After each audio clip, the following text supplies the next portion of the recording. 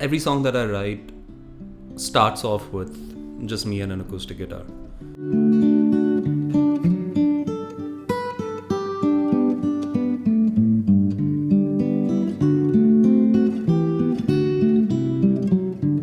Like, it's a challenge. With every song, I wanted to I want to see whether this can be the song that I can release that's just me and an acoustic guitar. And I'm yet to come across a song like that.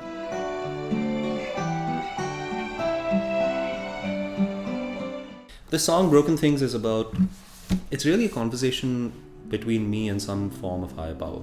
Anytime you feel that level of desperation, anytime you feel that level of pain, you do want to call out to something. You want to call out to someone and really hope that there is someone there to help you. And you don't really know who you're calling out to. So you feel alone, but you're kind of grasping into the darkness and hoping that somebody will hold your hand. Are you looking out for me? Looking on from some corner of the world, making sure it goes like it should go. This song kind of captures that feeling, but with that, there's a lot of questions, and everyone in their life goes through some kind of a difficult period. There's questions that you have. Like, is it supposed to be like this? Like, is this the point of all of this? Are we really just put here to go through the same cycle of crap over and over and over again? And it takes a while. It takes a while to really figure out that the whole point is not having answers, but having questions. That's what kind of what propels life forward. Is you don't know. You never really have the answer, but as long as you have the right questions, you keep going forward, and you're not staying in the same place. Pulling strings that I will never see, like a giant puppet show. You move your hands and you make them dance. It's a comedy with no romance and wooden hearts bleeding at a bar. You're 28 years old. What exactly happened to you in life that you wrote these two lines? It's not like something has to happen to you in life for this to come out of you. And while some things have happened, it's the job of an artist to sort of be a little overly dramatic about everything that they go through, I think. Paul Simon, for example, wrote Sound of Silence when he was 21. And that starts with Hello Darkness, My Old Friend. Although I do love to compare myself to Paul Simon. Which is not much of a comparison. It's just the expression. It's how deeply you feel. It's a comedy with no romance and wooden hearts bleeding at a bar. What exactly is the genre of the music then? It comes from American folk, really. This song sounds a lot like an American folk song. The arrangement itself and song and everything is very heavily inspired by Vincent by Don McLean. So if you listen to that song, even the metering kind of is very similar. Instrumentation also is quite similar. Guitar, a little bit of vibraphone, some strings just towards the end. It feels very Vincent-like, and that I would classify as a American folk song. So if that answers your questions. I don't want to say singer-songwriter now, because singer-songwriter now is all very... Oh yeah. That's all very that's what people hear when you say singer-songwriter now. So it's not that. So it's kind of American folk, but it's not an American song. I don't know. I don't see genre. I'm genre blind is my answer.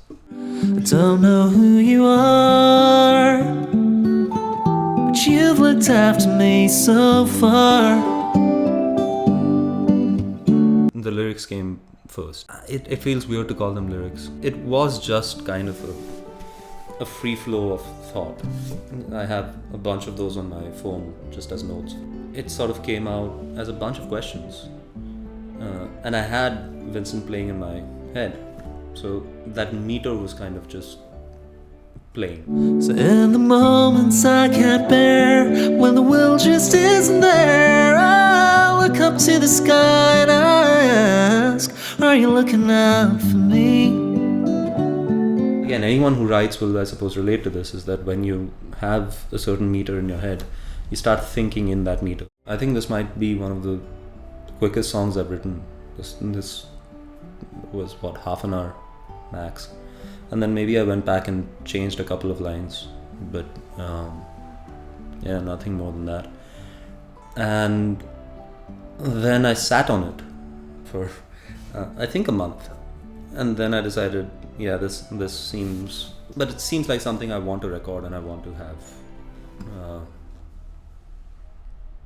expressed. The dawn will come after the night. The sun would rather run and hide. At least that's how it feels to me right now. So the initial thing was I figured out the guitar arrangement. It's not just, that's not how the guitar is played, you know. I wanted it to feel very full just with the guitar. So the guitar follows the melody a lot of the times.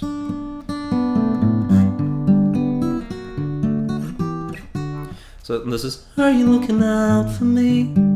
It's kind of like, it's a very piano approach to the guitar. Isn't meant to go so wrong. Do poets only live to cry on pages where the ink ran dry, so their stories are on their bodies and their scars.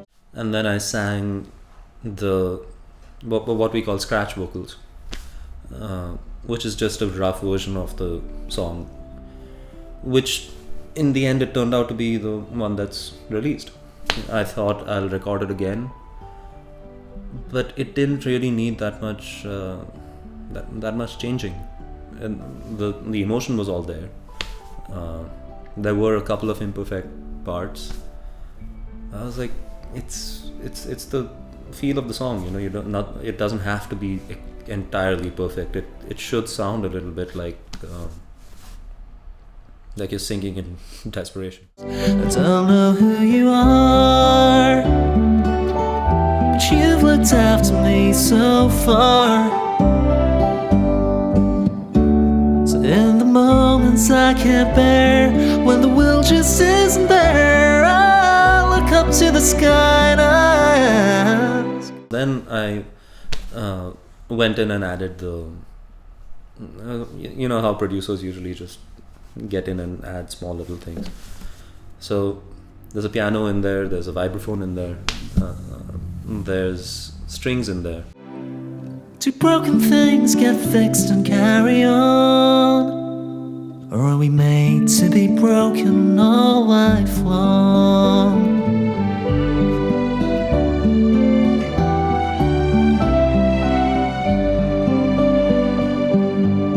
All of these are small little additions, but yeah, mainly it's a guitar and voice.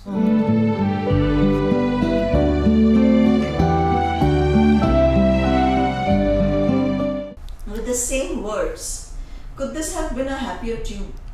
This is a happy tune. How much of a happier? Listen to this without the words.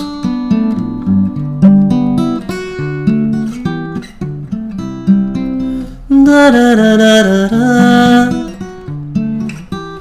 Da da da da da da da. This is very happy tune. It's not a sad. It's not.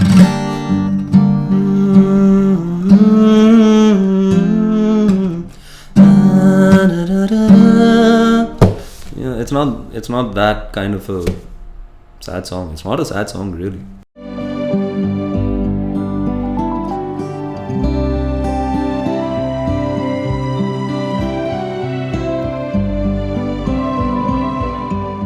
The song is positive, but we can see see the album art right behind you. What exactly is positive about that cupboard and the things in that? Well, this whole thing is it's a broken cupboard. There's broken puppets inside. It, on the face of it, is an extremely depressing visual. But inside, you see all these broken puppets and these toys that would otherwise be discarded, but they're together, they have a community. Yeah. So that's the thought behind it, is that that's the last line of the song. When broken things have nowhere else to go, do they call other broken things their home? And that's kind of what this is. And that's sort of how I see the world as well. If you look at the world, from just a bird's eye view, not only is it complete chaos, it's quite, you come out with very nihilistic feelings. It's not a very positive thing. You feel like everything is devoid of meaning until you really go into it, and then you see the beauty in everything. You see the beauty in community, and you see the beauty in people finding each other. Everyone grows up with the notion that positivity means happiness, positivity means bright, and positive means everything is going to work out in the end. But another definition of positivity is that it is company in misery sometimes. That's more that you have someone and you have something, and there is a system around you that everyone is going through at the same time, and it helps you feel less alone. That is in itself even more positive too. Otherwise it would have just been one puppet inside. This is the plot of Toy Story 3, by the way. This entirely is all the broken things finding each other. I just realized is entirely Toy Story 3. That's towards the end, where all the discarded toys kind of find each other. Do you even have a plan? Have you done all that you can? 'Cause when I think about this life and what it takes to get it right, I don't know if I can do that on my own. It's sort of a coming to terms with not being certain. You're broken. It's okay. Everyone is. And then you find other broken things that kind of have the same questions as you in life, and you just keep going, and you guys try to answer each other's questions. You gotta stick with me as far as I will go. Were you looking out for me? Were you smiling the first time I cried? 'Cause you knew some people take some time to learn how to laugh through the pain. In the song you say that I'm not made to play this game, but I keep playing anyway. Is this in any way a reflection on your music career? Yes. And what it takes to get it, have a career in this kind of world? Yeah, I think it's a reflection of definitely trying to have a career in music. A career in any kind of art, really. An artist by nature is not made to play, it's not made to do any of this. What I'm doing right now, artists aren't, we aren't created to do that. We're created to sit in a room and just be very happy in the little imaginary world that we make. So anything outside that is a practiced persona. It's very unglamorous, is the thing. There's a glamorization that has to happen of everything that you do to put yourself out in public, and creation itself is terribly unglamorous. It's embarrassing. You get a lot of things wrong, and you hate yourself sometimes by the end of creating something. I'm gonna be okay. Do you see me somewhere standing tall? So I was brave enough to take it all and come out of it more or less the same. Not made to play this game, I keep playing anyway. Literally every artist wants a music video for their songs. For this song you chose and you made it a point that you did not want a music video. Why is that? Well, the moment you attach anything to a song, it kind of affects how people shape that in their minds. You know, some of my favorite songs in the same vein are, let's say, Simon and Garfunkel. When I heard The Boxer, when I heard Sound of Silence, when I heard Homeward Bound, all I had was that little album art. And what that gave me as an audience is the freedom to insert myself into that song. It's against the grain, really. It's against the grain of what people want you to do nowadays. The whole reason you should have a music video is so that, you know, you're seen more, and and you know, it's easier for promotion. People connect with you. But I don't know. I feel like it's in a way it's the same deal as reading versus watching something. When you're watching a TV show, all the work is done for you, literally all of it.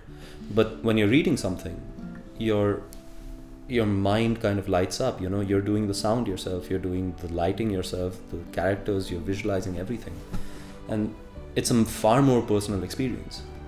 So I feel like a music video has to come only when there's a story to be told, when there's something to be, when there's a visual story to be told that you're passionate about. I didn't have one with this, and I think with this song more than anything else, the reason I'm releasing it is I'd like people to add their own stories to the words. That's the beauty of it. That's the beauty of all this that we do, is that this song can mean something to me, it can mean something to someone else. It would be a disservice to the song, really. It would be a disservice to the words if I imposed something on what people want, what people listening to it are going to be experiencing. Like, look, this is my music, and if I believe something, if I genuinely believe something, I should be willing to be the one who does it, right? Like, otherwise I don't actually believe it.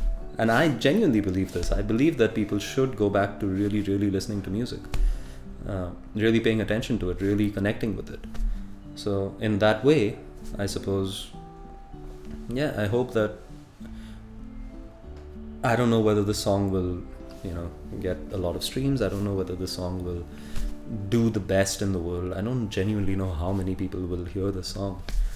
But whoever hears this song, whoever actually hears this song, and then there's bound to be a couple of you out there, whoever actually hears this song will have that experience.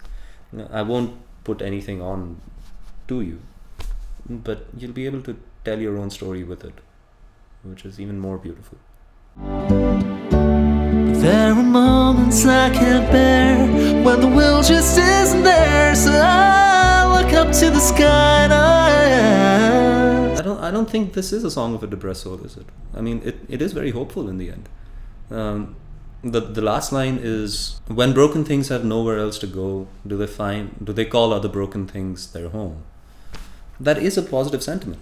The very nature of the song is not defeatist.